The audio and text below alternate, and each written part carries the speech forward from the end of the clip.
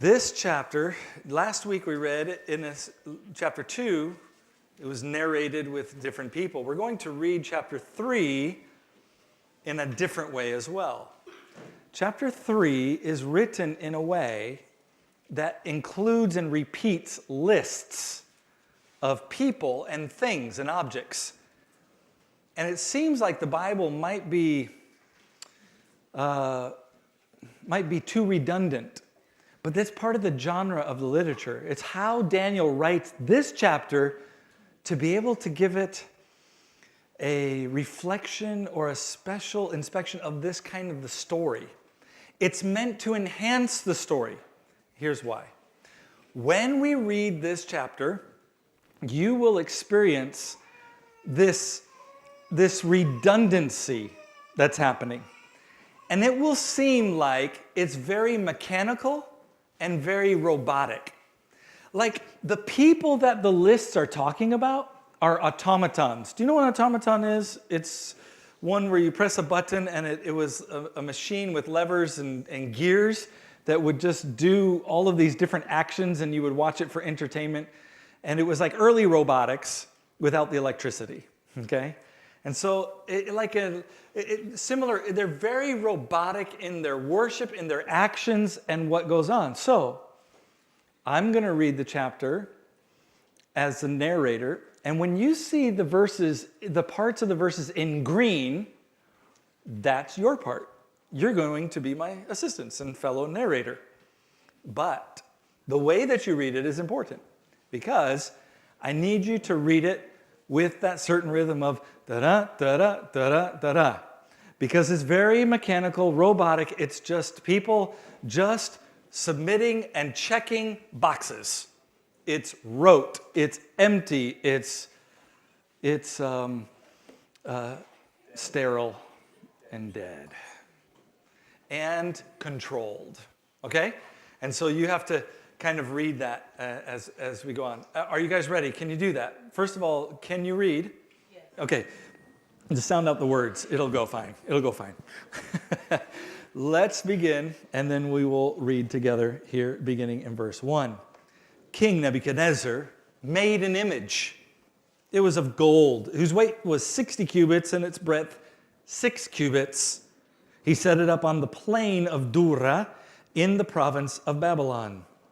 Then King Nebuchadnezzar sent to gather the satraps, the prefects, and governors, the counselors, the treasurers, the justices, the magistrates, and all the officials of the province to come to the dedication of the image that King Nebuchadnezzar had set up. Then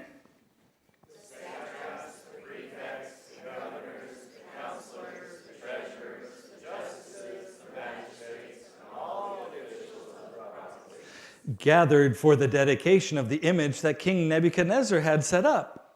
And they stood before the image that Nebuchadnezzar had set up. The word set up means to make it to stand. It was his image that he was putting up. And the herald proclaimed aloud, "You are commanded, O peoples, nations, and languages, that when you hear the sound of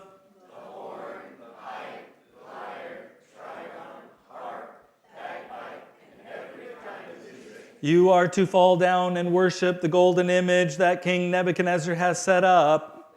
And whoever does not fall down and worship shall immediately be cast into a burning fiery furnace."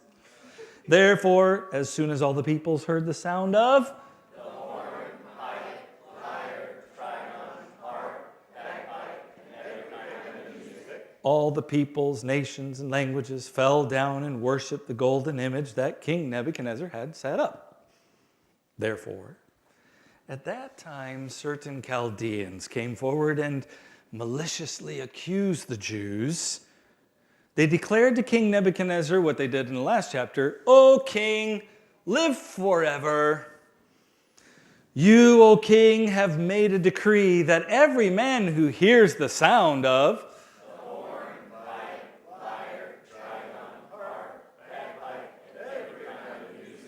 shall fall down and worship the golden image, and whoever does not fall down and worship shall be cast into a burning fiery furnace.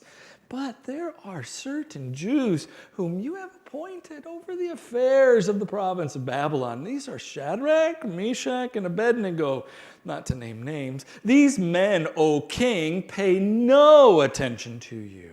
They do not serve your gods, nor worship the golden image that you have set up. Then Nebuchadnezzar, in furious rage, commanded that Shadrach, Meshach, and Abednego be brought. So they brought these men before the king. Nebuchadnezzar answered and said to them, "Is it true, O Shadrach, Meshach, and Abednego, you do not serve my gods or worship the golden image that I have set up?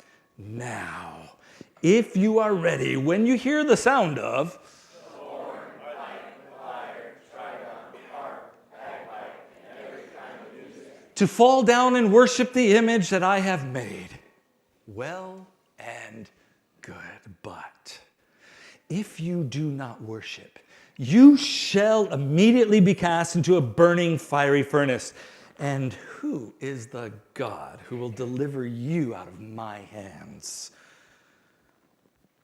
Shadrach, Meshach, and Abednego answered with no list, but directly, and said to the king, "O Nebuchadnezzar, we have no need to answer you in this matter. If this be so, our God whom we serve is able to deliver us from the burning fiery furnace, and he will deliver us out of your hand, O king. But if not, be it known to you, O king, that we will not serve your gods or worship the golden image that you have set up." Then Nebuchadnezzar was filled with fury, and the expression of his face was changed against Shadrach, Meshach, and Abednego. He ordered the furnace to be heated 7 times more than it was usually heated.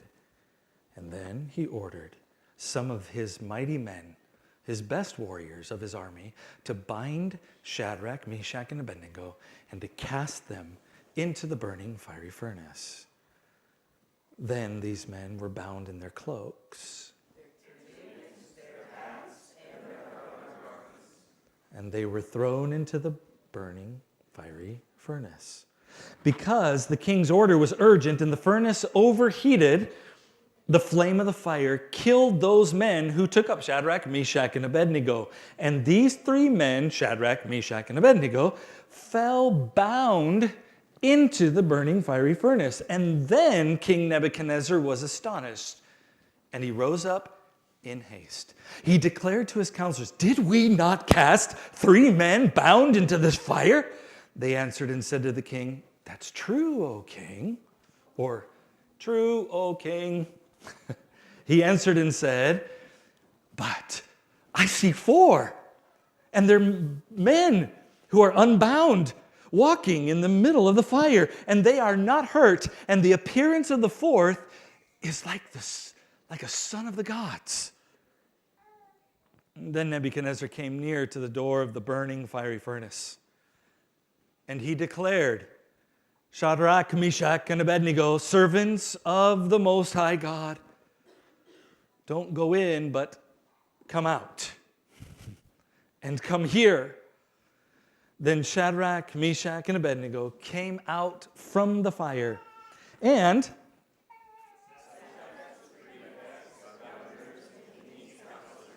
gathered together and saw that the fire had not any power over the bodies of the men.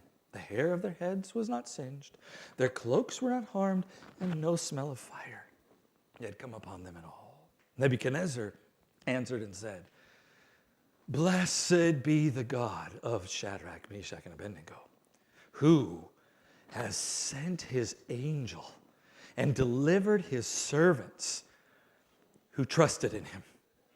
and even set aside the king's command, and then yielded up their bodies rather than serve and worship any god except their own. Therefore, I make a decree. Any people, nation, or language that speaks anything against the God of Shadrach, Meshach, and Abednego shall be torn limb from limb, and their houses laid in ruins. For there is no other God who is able to rescue in this way. And then the king promoted Shadrach, Meshach, and Abednego in the province of Babylon. They are already administrative governors. Now they are religious governors over Babylon as he promoted them. This is not a children's story. It's not just for Sunday school and coloring with crayons. The lists are meant to be a comic relief. It's a sense of showing the foolishness of a king who thinks he's all that. It's meant to exaggerate all the things that he was trying to do to become the high priest of God's world. To make religion and faith departments of the state and under his rule. If I were to describe this and what Daniel's teaching us in one passage, one word, or one sentence, it would be this: be loyal to God or be eaten by conformity. You're going to be loyal to God, or you will be conformed and lost, eaten by the lion of conformity. So today I'm going to lift a phrase that I pulled from Pastor Keller as he was commenting, working on this passage. I thought he had a very good point. He called it that there is a pressure of pluralism that takes place. And we see that in the first 15 verses. This pluralism, because we see this statue, this image, but we see Nebuchadnezzar calling and demanding that the representatives of all these nations fall and worship at a certain time. And it just really was a pressure to conform to the state or face the fiery furnace. Now, what you need to know is that where he sets up a statue, seems, as we see right away, we see that there's a fiery furnace right out in front of it. Because it's not just a furnace that's like kind of burning trash out in the industrial section of Babylon. This is a furnace because in the day of Babylon and with the gods that they worshipped, fire was sacred. Fire was purifying. Fire was the transition between this world and the netherworld, if you will, going into the other spiritual realm. So fire was also used in the worship. So you have a statue, and right out front you have this massive, if you will, fire pit. It has a door on the ground level, and it has a door up top above it where the wood is loaded, and obviously where then the people who refuse to obey the command would also be loaded or dropped into this fire pit like sacrifices. So what is this image that's there? What is it? Now, I'll pull up an image. It could be like this. By the way, there was no rule that they always had to have their arms folded in Babylonian images. That's what just keeps coming up in our pictures. It could be this. However, it's 90 feet tall and 9 feet wide. These are not really dimensions of a human body. It would make it a very slender body that's 90 feet tall and heads that are really long. It just wouldn't look right. Maybe the image is on top. We don't know. But most likely it's an obelisk form. Washington Monument style, okay? With all the images and history of the different gods all kind of built on the side. It's made of pure gold. The gold that some of it probably came from the temple that he had destroyed in Jerusalem of worship to the true God is on that false god. Now in chapter 2, we remember there's a statue there, and it's a big one, and it stretches up into the clouds, really. And this statue is made of multiple metals. And what is represented? Where's the gold? Oh, it's on the head. And who is represented by the gold in the head?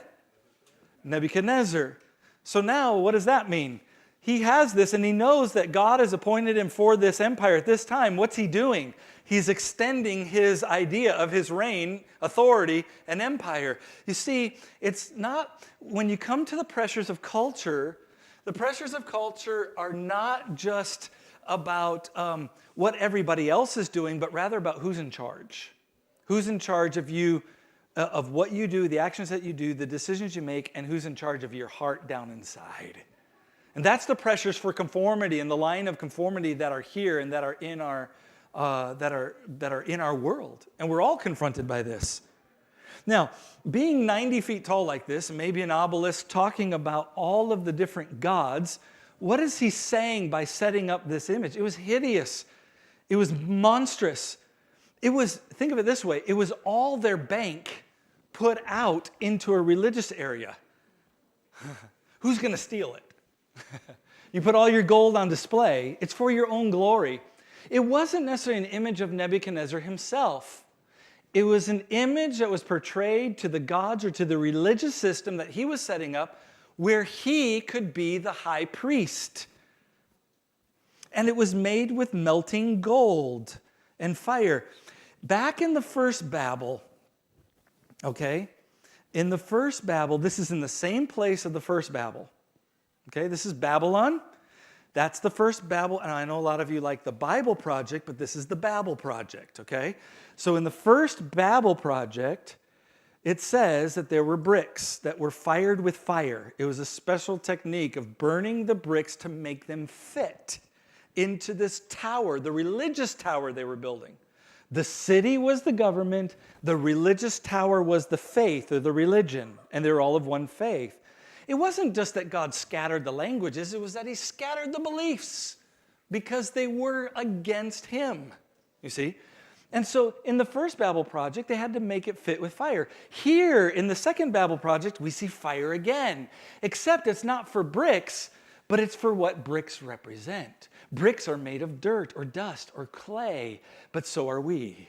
So bricks represent an accumulation of dust, just like you and me. We are, if you will, bricks in the empire. And if you don't conform, then you are fired with fire to be built into the empire. And sure enough, we found in our story there are 3 that don't conform or fit into the religious tower because their loyalties rest elsewhere. Because it was all gold, and then we have the number of man, the number 6. Some of you have asked about, are you going to teach more numbers? Yes, but there's a lot of numbers in this. I'm only going to highlight this one and try to teach some things on the side that you can pick up in your life teams, etc.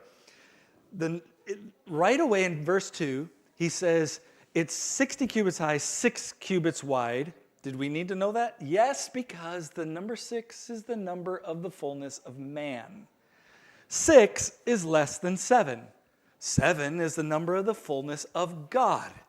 So work backwards. Man is one less than God. And that's how he's created and put into society and put into this world. There's the fullness of God who creates in 7 days, right? And he creates man to be in dominion. And dominion is represented by the number 5. 6 is man who takes dominion. 5, remember, is the symbol of 5 with your hand, the symbol of power. Man takes dominion over the earth, which is represented by number 4 corners or 4 directions of the globe. So you see, as you go down, it tells also the gospel story and the order of hierarchy as you go through. But what does Nebuchadnezzar want to do? He wants to take 6 and make it all that. He wants 6 to be more than 7. Does that make sense? For a few of you, it does. We're going to press on. Now, this is to the Gentiles. So he wants to be Lord of all faith, all hearts, all actions, all government. He wants no other empires to come. And he wants to be the high priest that everyone comes to and the king as well. That's the Gentile side. But remember, and I'm going to take another slide from last week because this book was written to the Jews. What would they have heard? Well, sure enough, Shadrach, Meshach, and Abednego served and worshiped as princes when they were young at the temple in Jerusalem. That's where their hometown was. They would have gone and they would have entered and there would have been a place. Now this says that Nebuchadnezzar set it up on the place called Dura. Dura is a word for hard or wall, just like it is in Italian. And so he has a walled area. He's setting up a court. It's an open air court. It's a temple court. So here comes Shadrach, Meshach, and Abednego, and they are standing in an open air temple court with walls around it, in the middle with gold at the center. And gold was all over the center of Solomon's temple, where the presence of God was, because gold represented purity, divinity, and the presence of God or heaven. So there's the statue of gold, and they see that. And sure enough, in their temple courtyard, there was right out in front of the temple and right out in front of this statue, what? A fiery furnace. And here in Solomon's temple, the Jews would have recognized a fiery furnace of sorts, which was the altar. It was the place of worship where you burned sacrifices that were bound. Bound sacrifices on the altar. In the courtyard, in front of the doors, on the steps, or in the place all around the temple, there would have been a song of praise all the time. Musicians would have come with 7 different instruments. These are all other instruments.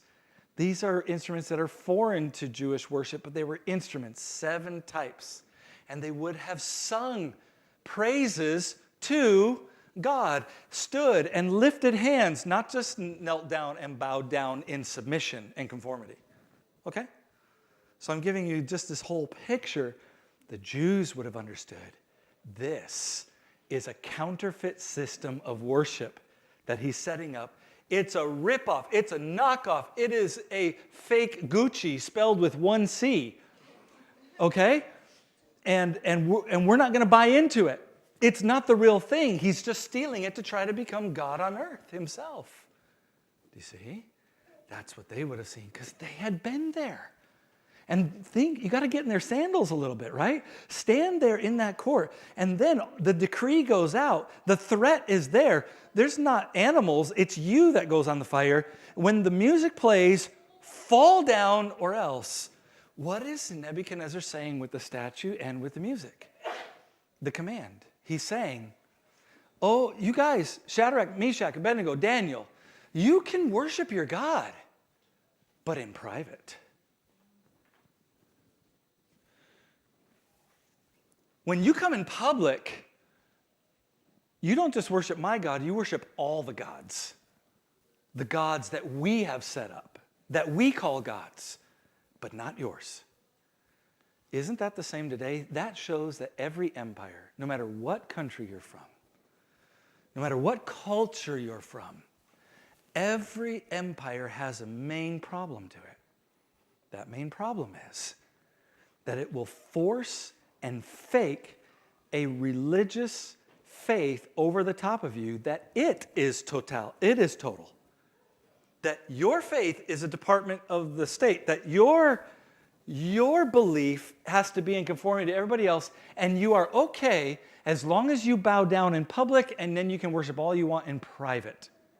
And in our world today, there is a conformity idol, a demand that you take your faith private, don't talk about it. Or else all the threats come out because you're not adapting or conforming to the world and the culture. Okay? But God is above all of this, isn't he? Now, it's very easy to conform and to not be seen in the faith. In fact, we can often practice it. It may just be that you are already experiencing this. Maybe you've already been eaten or too conformed. And let me show you some signs to try to draw this out a little bit. First sign that you may have already been conformed to the world and that you're already bowing down in this case. I'm using multiple metaphors. They say never mix your metaphors. I'm mixing them right here. It's a great salad, okay? I've got metaphors of being eaten, I've got bowing down, and I've got conformed, okay? So they're all meaning the same thing. When in your heart you sense no resistance to keep standing for God. What does that mean? It means when everybody else around you is doing something and you say, well, I guess we just have to practice tolerance. Everybody's tolerance. No. We practice respect, but we don't turn respect into omni-tolerance. You see, there's pressure that comes on you to be pluralistic, to not worship one God, but all the gods, all the cultural things. But if you're a Christian and you're not getting beat up every once in a while, smacked, punched, surprised, bloodied, because of the encounters, because you've had to stand for God, something in your heart spurs you on to say, no, this is not okay for me to do. Just because the culture elevates money, power, convenience, recreation, etc., and Instagram, just because the culture does all of that, that's not my loyalty. I must have a loyalty no matter what the threat is to God. If you don't experience any of that resistance that comes up, even in your heart, like something's not right, then it might be because you've already probably fallen down many times whenever the orders of culture have come. Number 2, you're surprised by suffering. I remember what Tim Keller said on this part. He said, he was commenting on Americans. If you're a Westerner of any sort, this is very true. It's very true of Italians too. And that is, if I'm suffering, it's somebody else's fault. There's a rule that's off. Somebody didn't fulfill something. Somebody didn't do something because I've been doing everything a culture says. I shouldn't be suffering. I'm working on my protection, my comfort. I'm investing tons of hours and sweat just to be able to live the dream, live the life I want to live, conform life to me. That's what I've been doing. And so when suffering comes, you're like, what? What's going on? You're surprised by it. Let me tell you something. Whether you come to this church or not, the truth is every person is going to suffer because that's part of life. This is a fallen world. And as a Christian, we will suffer. We will come under trials. We will be challenged. And we will be threatened. 1 Peter 4, verse 12, Peter says, oh, beloved believers, brethren, please do not be surprised by the fiery trial that you are going through. I'm thinking he's talking about Daniel 3. As if it is something that is strange that has come upon you, because it's not. This has come upon you because of Jesus. Don't think of it as strange. Don't be surprised by suffering. You might say, I'm not going to go to Serenissima anymore because I want messages of comfort and hope and fuzzy love. I'll give you some fuzzies here and there, but seriously, you know, we ought to be receiving thank you cards for saying, thanks for telling us the truth. Everybody in this world suffers. It's called life. That's the truth. You know, we need to be ready for it. We don't need to, well, number 3, work so hard to avoid it.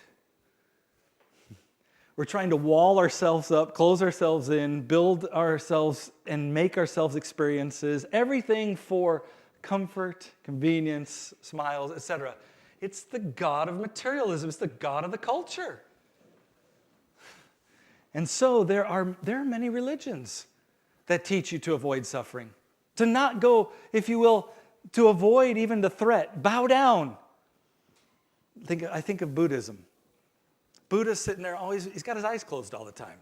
So close your eyes and go into a different world, right? Ignore this world, and then you don't have to suffer. Avoid it. But so does the metaverse and Zuckerbergisms, okay? So here, the metaverse is built so that what?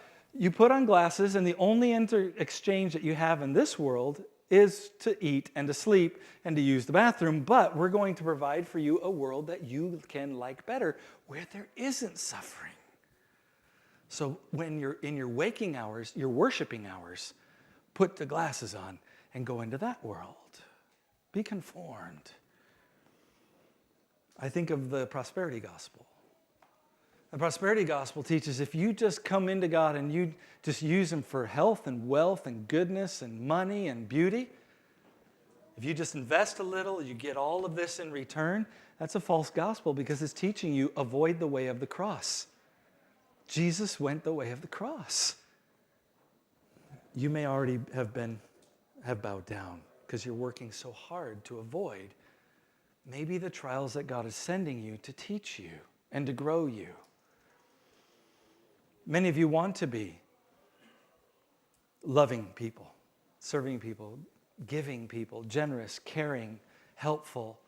But you know that to be anything good, you have to go through hardship. You have to go through fire to be transformed into a person like that. It doesn't just come. You can't just be selfish constantly and self-centered and avoid all trials and then expect also to be generous, caring, deep, and loving as a person, you see. You need the trials. Number 4, another sign might be that your loyalty to God changes based on who is around you. And you say, at church I sing, "You are the air I breathe. I'm lost without you, O Jesus," real loud. And then someone says, "Hey, you got to come and participate in this other religious ceremony." And you say, "Oh, no, what I do?" And you say, "Don't participate in it. It's worship in it. Don't bow down. Don't be in that culture." And then the answer is, "But you don't know my life, Pastor Rob. If you only knew, but my family, the pressure that they will give me, it's fire." Yeah. "But my boss, you don't know my boss." Yeah, that's right, it's fire. "But my neighborhood or my classmates or my peers or my coworkers, what they will say, or the other wives in the squadron, what will they say?" Yeah, guess what? They'll say fire. Their faces will turn furious like Nebuchadnezzar. They'll say things, they'll put decrees, they will threaten you. It's fire. The question is, will you follow Christ in your loyalty and stand firm? Or number 5, it might be that your coworkers just simply say, "Oh, I had no idea that he was a Christian or she was a Christian." It might show that you've already been eaten. You're too conformed. There's nothing different about who you are in your faith. There was a study at Oxford that was brought out where there were 2 groups of people that they studied guys in the United States, young men. They were 18 to 25 years old. There was a group that grew up religiously by faith, traditional Christian culture, if you will, and another group that grew up more agnostic atheist and had nothing to do with it. And they found that they asked them, "Do you consider sex before marriage as something wrong? Adultery as adultery or fornication?" And obviously the group that grew up religiously said yes, overwhelmingly, and the other group said no. But then when they asked them, "Do you apply that in your own life?" the group that was irreligious said they did, that they didn't think it was wrong and that they had sex before marriage. 25% of them said that would stop them from having sex before marriage. But then when they asked the religious guys that grew up in there, only 29% said that they practiced it. So they overwhelmingly said, yes, we believe it's wrong before marriage, but only 29% said they actually followed it. You see what was happening? They were conforming to the gods of the culture. They had bowed down. See, it didn't matter what they said they believed. It mattered their loyalty of whether they would do it or not. You see? And that's the difference in the culture. So there's a great intensity and pressure for pluralism. And pressure to hide your faith. Don't say anything. Go on trying to live the good life and avoid any kind of furnace or fire that might come. But then in the middle of the story, we have the hinge. And that's verses 16 to 18. The whole story begins to, if you will, rise and peak here. And in the middle of this, look at what they say. Shadrach, Meshach, and Abednego, they practiced it this way. Love, loyalty. "O Nebuchadnezzar, we have no need to answer you about this matter. Our answer's already settled," is what they've said. "We've already made our decision, king. If this be so, our God whom we serve is able." It's the same language at Nebuchadnezzar. "If you will fall down and bow, then it will be okay. But if not," these brothers use the same language. "If this be so, our God is totally able." Now, do you believe it? That your God is able to save you? They were saying, oh yes. And that conditioned, we believe the saving God. Totally. That conditioned all the rest. See, that's the basis of the gospel. The basis of the gospel is our God saves. His name is Yeshua, the saving God. And he's done it, and here's the symbol of it. And he's risen again, and he's alive. He is the living Savior for us. There's the basis. Can he save? Oh, yes. And he will deliver us from the burning fiery furnace. And he will deliver us. That's quite a bet. That's quite a wager, isn't it? They haven't been there yet. How do they know? They know that he wants to. They know that he's already said, watch, in Daniel 1, they've already been through a test. They could have lost their lives over the food issue. But now they're coming whether they're going to bow down to the other gods issue. And so God does what? He will save us because he's been saving us all along. I can rely on his history of what he's already done so I know my future. You see, that's the kind of gospel that we have. It's a past, a present, and a future gospel. And he's going to do that. Now, if in this way he does not want to save us in this time, in this moment, just let it be known to you, O king, we will not serve or worship your gods or the statue you've set up. It's just not going to happen. In other words, even if, king, you threaten us with a fiery furnace, even if you do that, because we are declaring our loyalty to the saving God, who has already been saving us all along, doesn't mean that you make the threat any stronger or any hotter or any more fire, and we can go around and choose another God who gets us out of it. There's no greater saving God than the one who puts us in the fire, because he's been there. This is such a powerful answer before the threats are carried out, isn't it? They only stood. The very governors of Babylon were standing and saying, we won't bow down. That makes Nebuchadnezzar furious, right? But the very governors of Babylon say, there's another governor over you, to the king. They're decided in their faith because they know the gospel. They know their God and how his loyalty is given for them. Right in front of you at your tables here today are the elements of the Lord's Supper. They are preaching elements. Know your God. They're there for you. This is grace. Our God is one of grace, saving grace. You see, they knew their God, whether or not they had to go into the fire. If they were there, he will deliver us at one time or another, either there or after. Somehow there would be deliverance. But they were not going to give up and bow down before other gods, okay? Now, this is a gospel of grace that is so powerful. This is love loyalty. And what love loyalty does is it allows us to have a gospel that not only allows us to go when times get hard and we can ask for a way out of the furnace, out of the fire, but rather, let me say it this way, you don't just need the gospel to help you get out of the furnace, you need this gospel to empower you to go in. It's only the Christian gospel that says, even when the doors are open, I know there's still deliverance. I know there's still salvation. I know there is still the presence of God, no matter what trial or suffering I might be under. That's love loyalty. I know that God's presence is in fire. He's the Lord of death. He's the Lord over fire. He is ablaze in glory.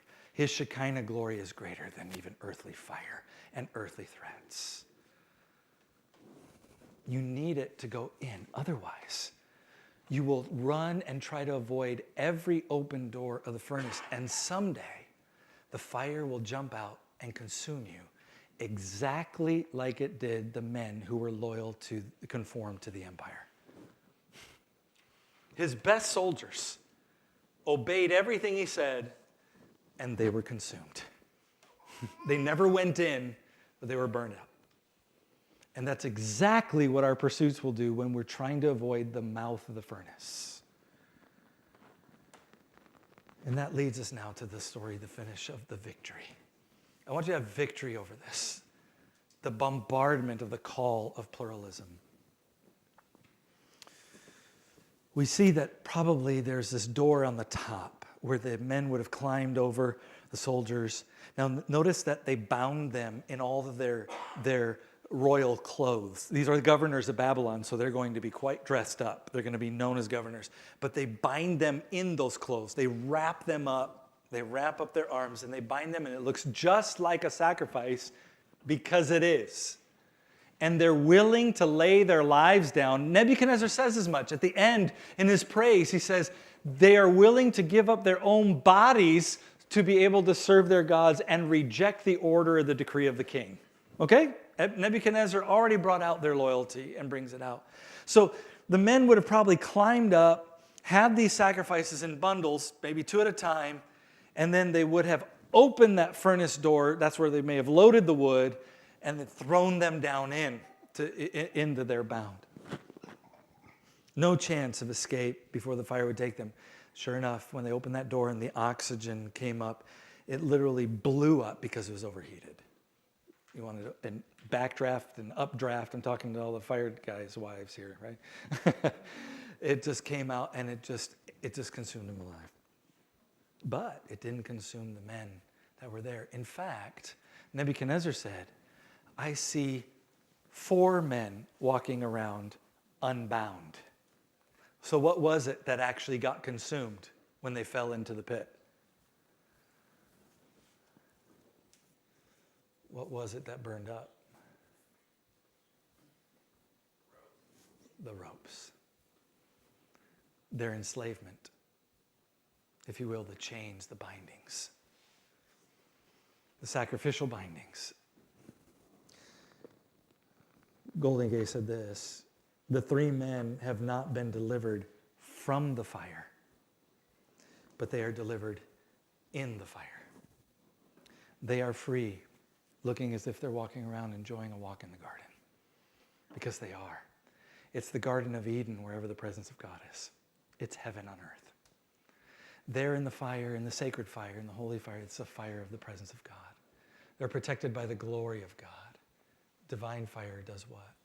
It burns up our sins and it breaks away everything that would bind us and enslave us, because that's what the presence of Jesus does. Some of you might be in a place of fire right now, and you are so tempted to bow. You're tempted to walk away from God. You're tempted to walk away from, if you will, your spouse, from faithfulness to the Lord. You're tempted to commit a spiritual adultery, etc. You're tempted to just fall down to every pressure the culture gives to you because you so want to conform.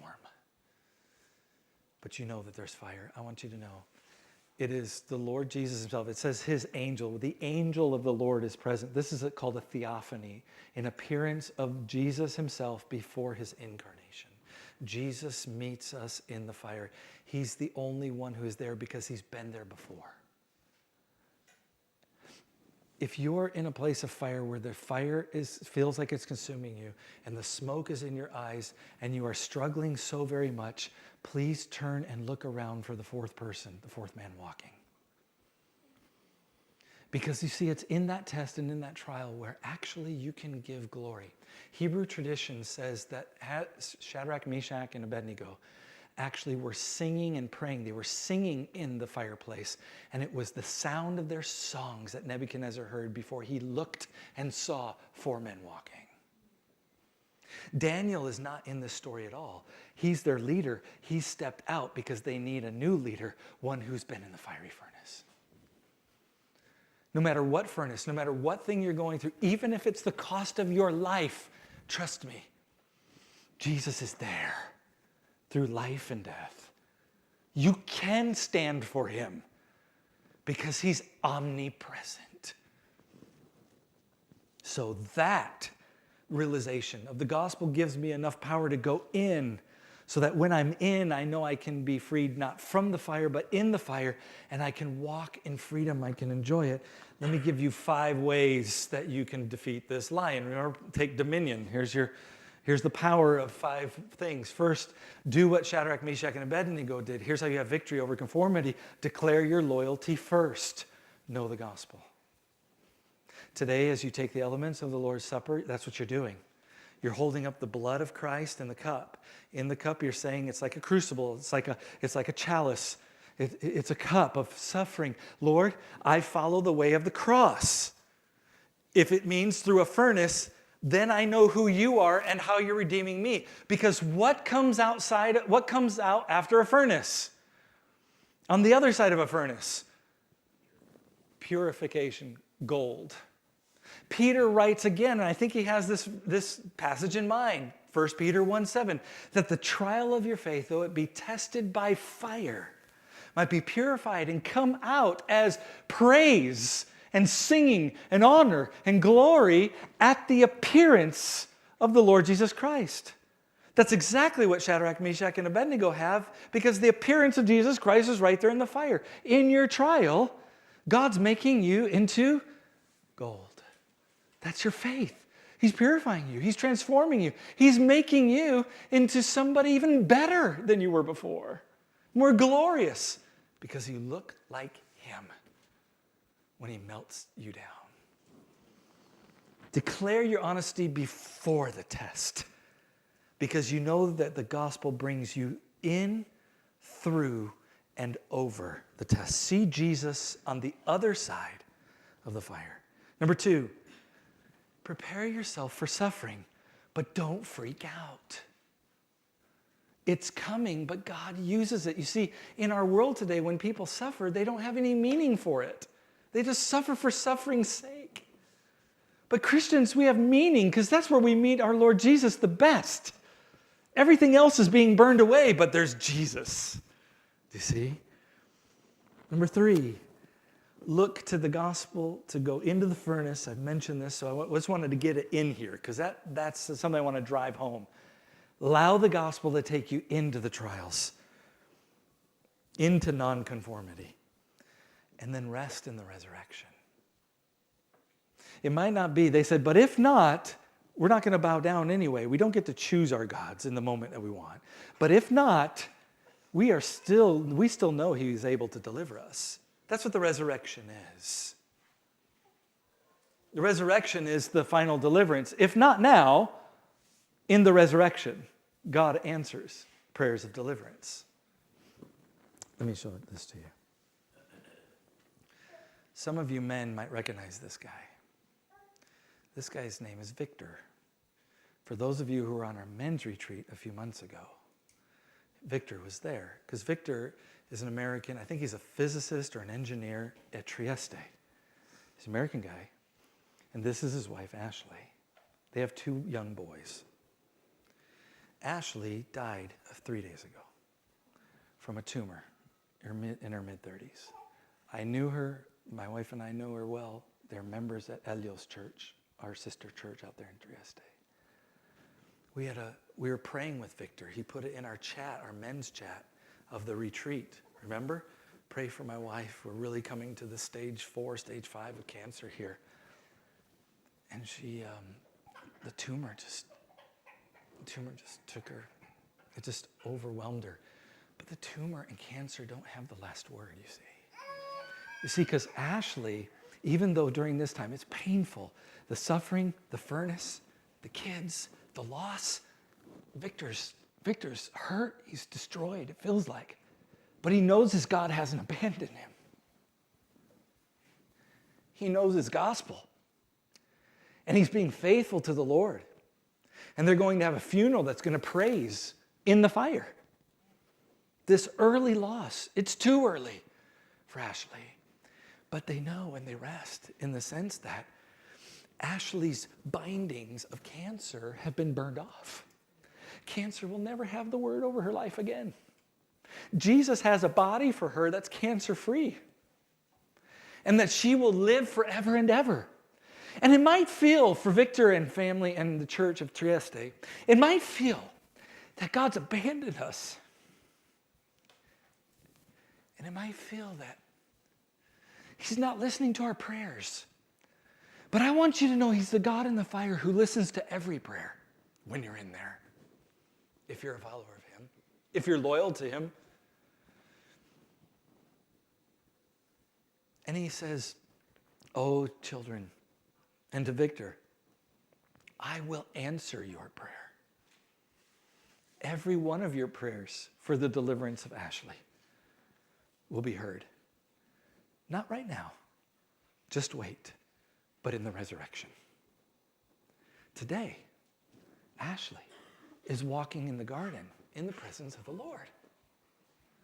With that kind of a gospel, you can have that kind of hope too. So no matter what analysis, what diagnosis, what shocking experience takes place, the presence of the Lord's in the fire, and He burns away the things that bind me, and He gives to me the freedom to walk eternally in His presence, as if it's a garden, as this earth burns away. You see? Victor today can rest in the power of the resurrection over his own life, because he knows his wife is right now too. She's resting, just waiting, and God will answer her prayers. Do you see how the gospel of the resurrection is so powerful during and through the fire? I want to share these verses with you before we close. I found this image and I thought it was helpful because some of you are bound in this way. And Paul, I think, had Daniel 3 in mind. I appeal to you, therefore, brothers, by the mercies of God, present your bodies as a living sacrifice, purified, holy, set apart for God, acceptable. It is part of your spiritual worship. Being in the presence of God is worship. Do not be conformed. Here's the line of conformity. It can attack you. Don't be conformed to this world, but be transformed. How do you get transformed in a furnace? Through fire. By the renewal of your mind. Let God change your mind about what is good news, that by the testing in the fire, you then can discern what is the will of God, that it is good, it is acceptable, and it is whole and complete for you, the perfect will of God to bring glory to God. So let me end with the good news. You'll never offer your body as a living sacrifice until you saw how Jesus did it Himself for you. Jesus went into the ultimate furnace first. And if you can see that He did it for you, then you're getting the good news, and you're going to eat and drink to that good news in a few minutes. The good news is that Jesus has already passed through the ultimate furnace that's much hotter than any furnace Nebuchadnezzar could come up with. What is that furnace? It's the furnace of God's wrath to burn away sin and forgive it. Right? In the Garden of Gethsemane, let's change gardens. In the Garden of Gethsemane, the night before Jesus died, it's April, it's really fresh and cool weather, but we see Jesus in agony and sweating, deep sweat. His body's breaking through sweat. Why? Why is He sweating when it's so nice outside?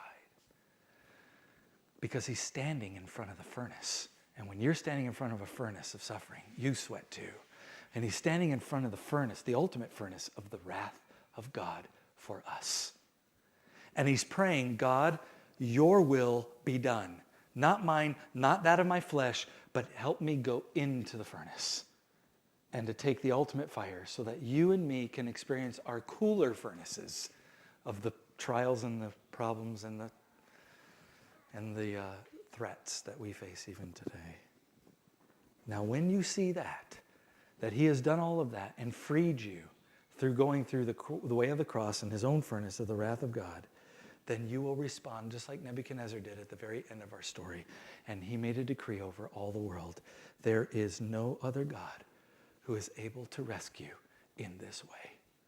There's no other God who lets you go in, keeps you in there, frees you, lets you walk around, meets you in the fire, sings with you there, and then brings you out of it for the praise and honor of His name. This is our God. Amen? Amen.